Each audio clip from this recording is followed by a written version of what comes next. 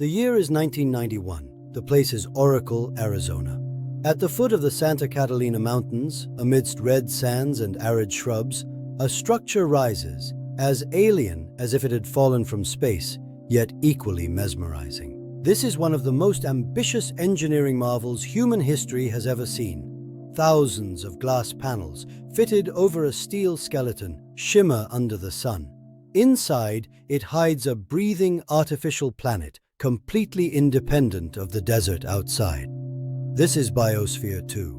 But where was Biosphere 1? That was the very world we already live on. This project emerged with the claim of creating a backup for Earth, the first prototype of colonies that could be established on Mars or the Moon. Yet, behind this glass bell jar, beyond scientific ambition, lay allegations of cult-like behavior, billion-dollar funds, and the dark recesses of human nature.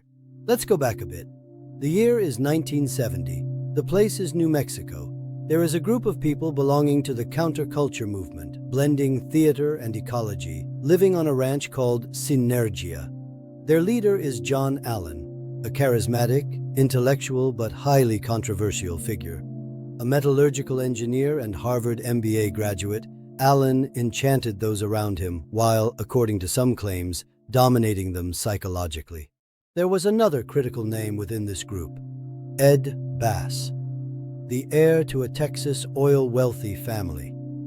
Ed Bass believed in John Allen's vision and was ready to open his wallet to the fullest to turn this vision into reality.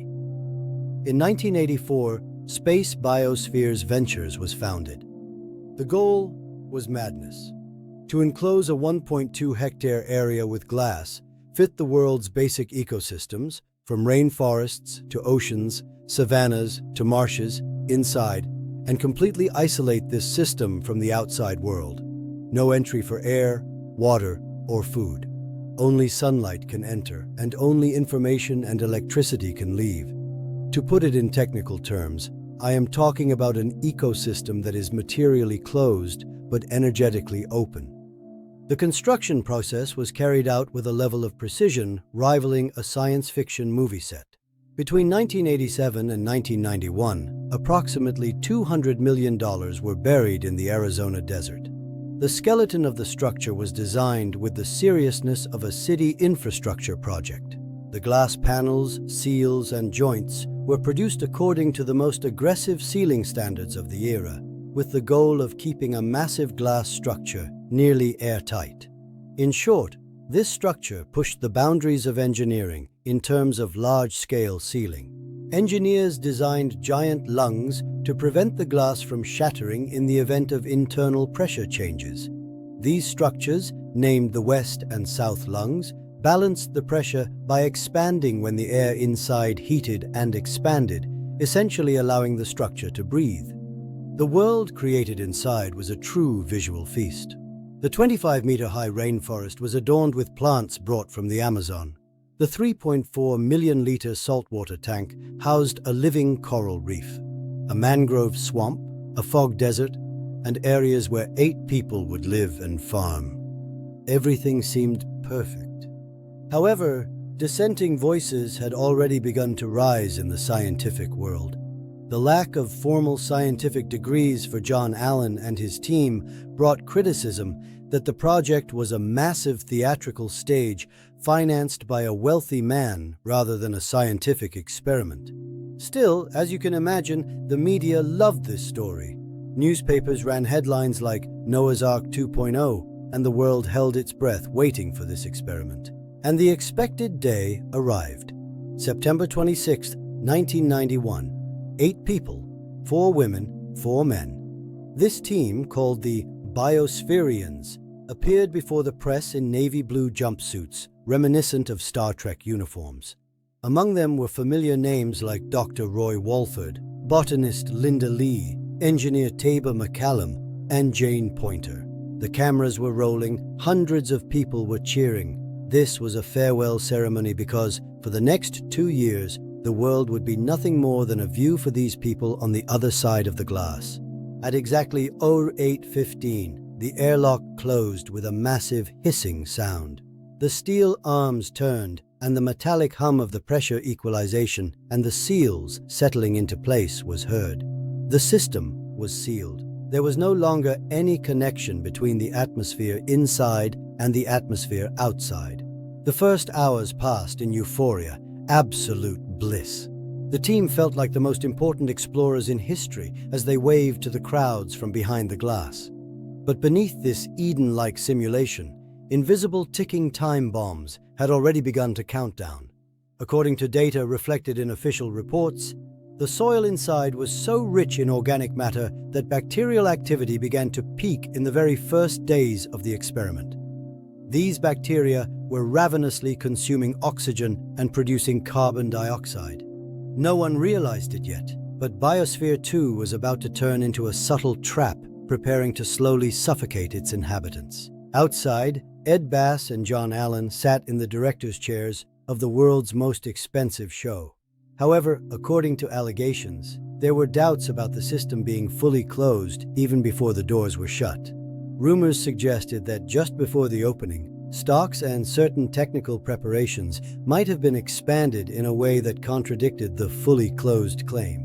It remains one of the controversial allegations that circulated around the project for years, rather than a proven fact. Scientific integrity or the continuity of the show? This question would determine the fate of the project in the coming months.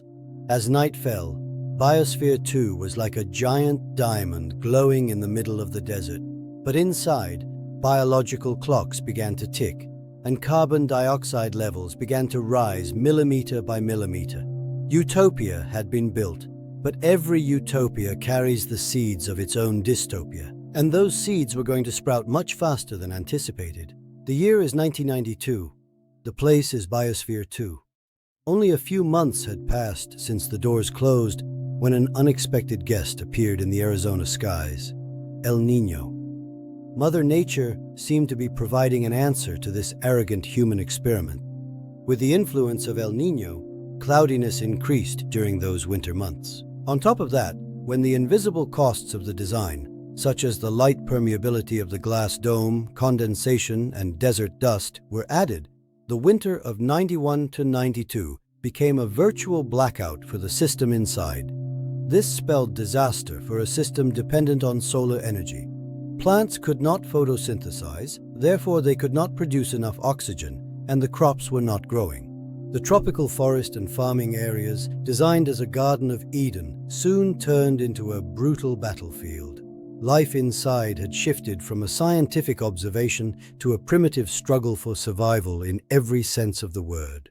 The first blow was dealt to their stomachs. According to the Biospherians' calculations, they were supposed to consume about 2,500 calories per person per day from what they planted.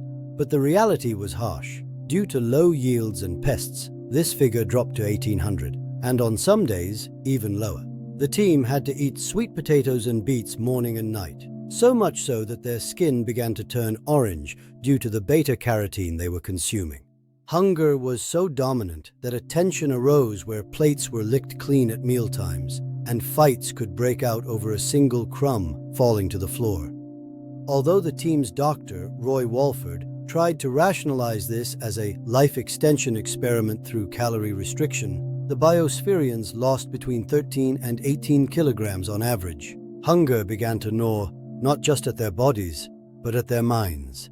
Accusations of food theft spread through the grapevine, and locked cabinets and password-protected food stocks fueled the paranoia. But the real danger was invisible, and it was slowly suffocating everyone: oxygen loss. Months after the experiment began, oxygen levels in the atmosphere started to drop at an unexplainable rate. The oxygen level, which is 21% in Earth's atmosphere, receded to 14.2% inside. This was like a person living at sea level being suddenly left at the summit of a 4,000-meter mountain. The Biospherians were now breathless while climbing stairs and waking up with a feeling of suffocation during their night's sleep. Sleep apnea had become a common problem for almost the entire team. Even finishing a sentence had become exhausting. Scientists were examining the data, but the mystery was solved thanks to geochemist Jeff Severinghaus. Concrete was the most surprising piece of this puzzle. Tons of concrete used in the construction had not yet fully cured. The high carbon dioxide inside reacted with the calcium hydroxide in the concrete to turn into calcium carbonate, locking up the oxygen. In other words, the walls they built to protect them were actually killing them slowly. At the same time, the bacteria overpopulating the soil were consuming oxygen and producing carbon dioxide in return. The cycle was broken. Nature had defeated engineering. This physical pressure split the social structure right down the middle. The 8-person team divided into 2 enemy camps, the 2s and the 7s. They ate at the same table but did not speak a word to each other. They wouldn't even make eye contact anymore. According to Jane Poynter's memoirs, the atmosphere was so toxic that there were even incidents where one person spat at another. And then, the famous finger accident happened. Jane Poynter lost the tip of her finger and had to go outside for treatment. The airlock was opened, but the real controversy erupted when she returned hours later. Rumors suggested she entered with a duffel bag full of items, computer parts, films, and even extra food. This became the biggest blow to the total isolation myth. In January 1993, a move was made that would forever make the scientific integrity of the project questionable. Pure oxygen was injected from tankers outside. The fresh oxygen was a breath of life, but this breath was also the final breath for the claim of a self-sufficient closed system. Biosphere 2 was now a theater acting out the overtime of a failed experiment. The year is 1993, September 26th. 2 years later, when the doors opened again, those who stepped out were 8 exhausted, skin and bones individuals who had become enemies. They had breathed such clean air for 2 years that even the fresh air of the Arizona desert smelled like exhaust fumes and decay to them. Sociologically, the experiment was a failure. However, the real storm was brewing in the boardrooms. Ed Bass's patience had run out. He decided to cut ties with John Allen and brought in a cleaner from Wall Street. That name was Steve Bannon, who years later would play with the world's fate as Donald Trump's chief strategist. Yes, you heard that right. At the time, Steve Bannon was appointed as interim CEO. His arrival meant the project's transition from a hippie cult vibe to a harsh corporate structure. Martial law was essentially declared on campus. Scientific data was locked away, and the entry cards of former employees were canceled. In the midst of all this chaos, on March 6, 1994, Mission 2 began. This time there were 7 people inside, but the tension outside threatened the peace inside. Members of Mission 1 felt that their baby was being destroyed in the hands of a soulless banker. They believed the new management was not competent enough to manage the complex systems. April 4th, 1994. Morning. Abigail Alling and Mark Van Thillo slipped into the facility. Their targets were the airlocks. Alling interfered with the locking mechanism and swung the massive glass doors wide open. 5 different doors were opened simultaneously. The pressurized atmosphere inside rushed out with a massive roar. The integrity of the system was completely shattered. Sheriff's deputies arrived. Alling and Van Thillo were arrested. Alling defended herself, saying she had to save those inside. But Steve Bannon was ruthless. He used this event to completely wipe out the former team. Bannon took full control, but he was left with broken glass and a half-finished experiment. Mission 2 was ended early on September 6, 1994. By the end of '94, Biosphere 2 resembled a deserted ghost town. Ed Bass had lost hundreds of millions. Steve Bannon had cleared the books, but ripped the soul out of the project. Now the question was, would this massive glass fanus be left to rot in the desert? The savior came from the East Coast, from New York, Columbia University, year 1995. Following the chaos and media fiasco under Steve Bannon's management, Biosphere 2's reputation was in tatters. The scientific world looked at the project as a toy for the rich. However, Ed Bass was determined not to let this massive glass fanus turn into an amusement park. In 1995, Columbia University arrived. Columbia management put their foot down. No more shows, no more survival drama, no more space jumpsuits. They took over the keys and made a radical decision: people out, science in. The bedrooms were emptied, and the kitchens were closed. That sacred airlock was now just an entry-exit door for technical personnel. Columbia University turned the structure into a massive world laboratory studying the effects of global warming. The new question was, what happens to corals, forests, and agriculture as carbon dioxide levels rise?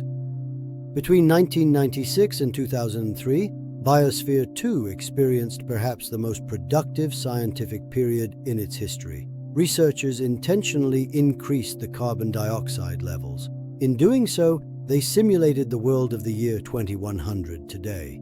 They observed how ocean acidification shook coral reefs much more clearly. They made the effects measurable and brought them to the center of scientific debate.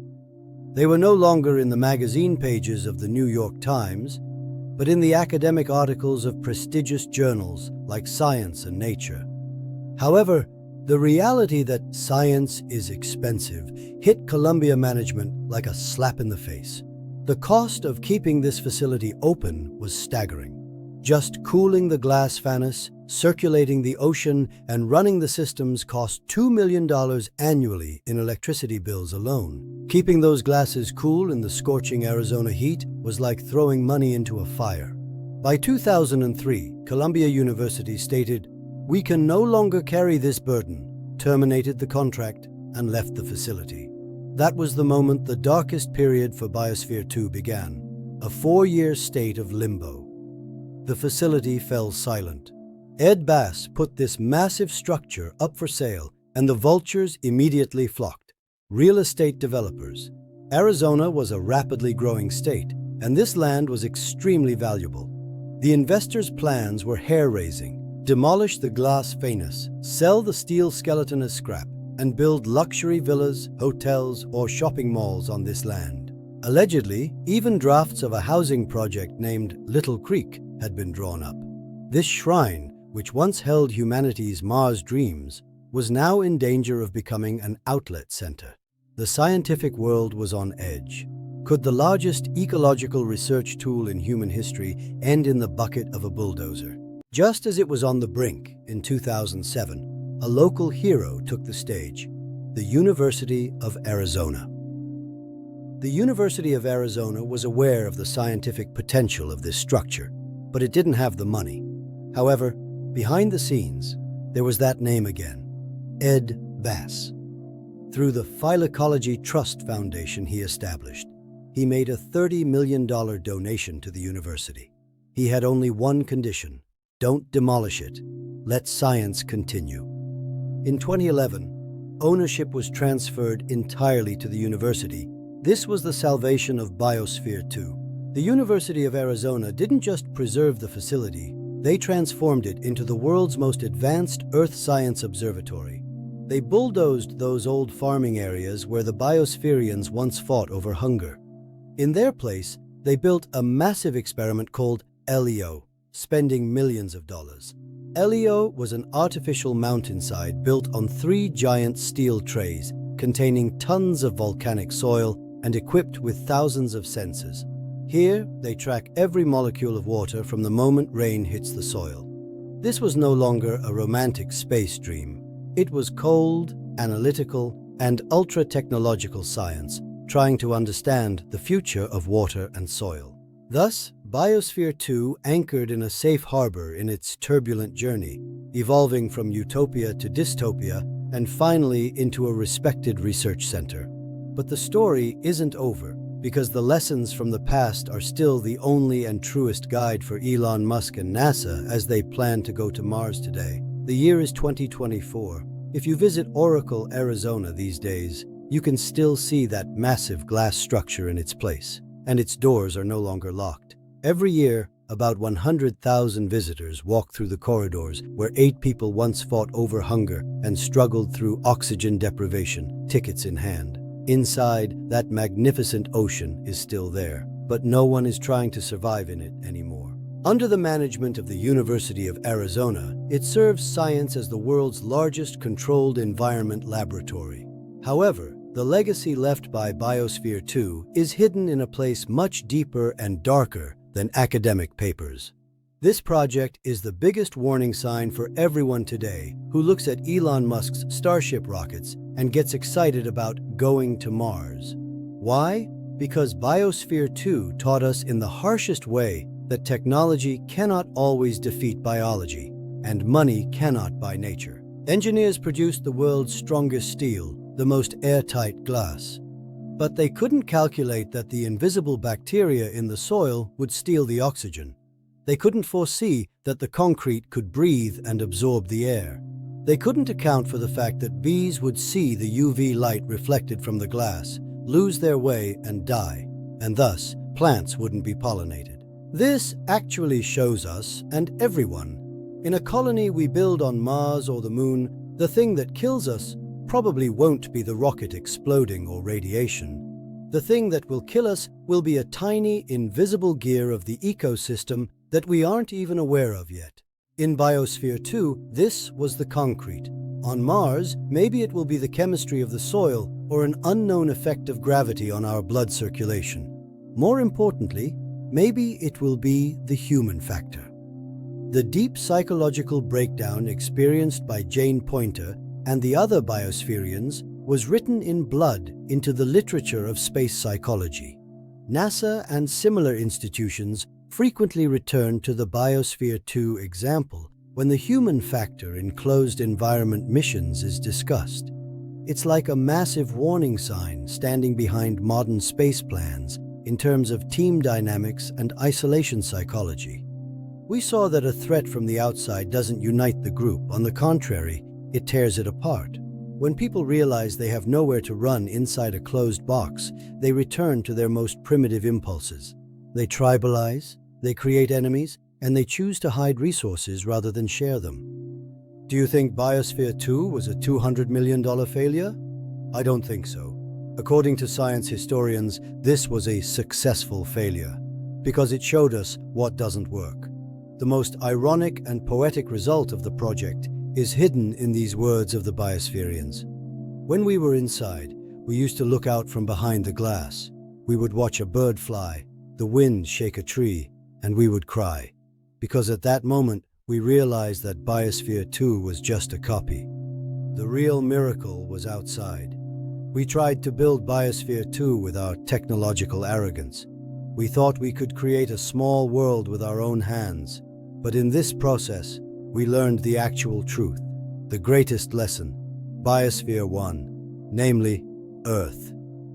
This massive, complex, chaotic, and perfect planet gives us oxygen for free, purifies water for free, and feeds the soil for free. We, on the other hand, had to spend millions of dollars and electricity in Biosphere 2 just to imitate these things, and we still failed. This story started as an engineering project, but ended with a philosophical slap, in my opinion.